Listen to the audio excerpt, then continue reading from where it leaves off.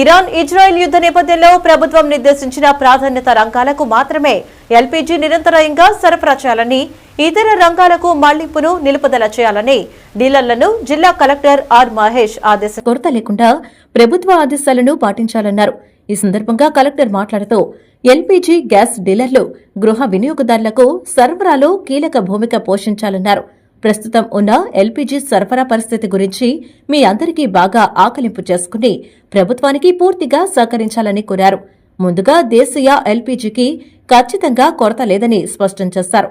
అన్ని line department అధికారులు తమ యూనిట్ల ద్వారా విస్తృత ప్రచారం చేస్తూ ప్రజలు పానిక్ బుకింగ్ లో పాల్గొనవద్దని సూచించాలన్నారు. ఈ రకమైన పానిక్ బుకింగ్ కృత్రిమ కొరతకు దారితీస్తుందన్నారు.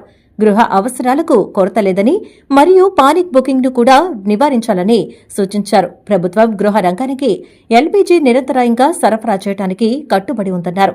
జిల్లా సంక్షేమ శాఖల హెచ్ఓడీలకు ఎల్పీజీ నిరంతరాయంగా సరఫరా చేపడుతుందని భరోసాని ఇచ్చారు. ఈ కార్యక్రమంలో పలువురు అధికారులు పాల్గొన్నారు.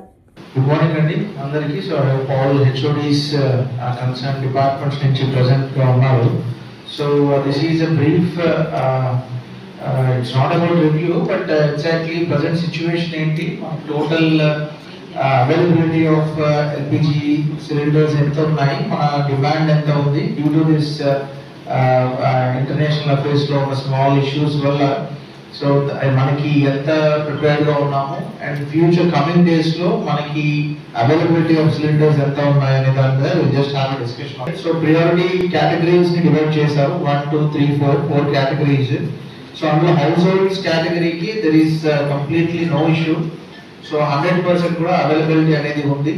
So there are some restrictions being imposed on commercial establishments and other activities.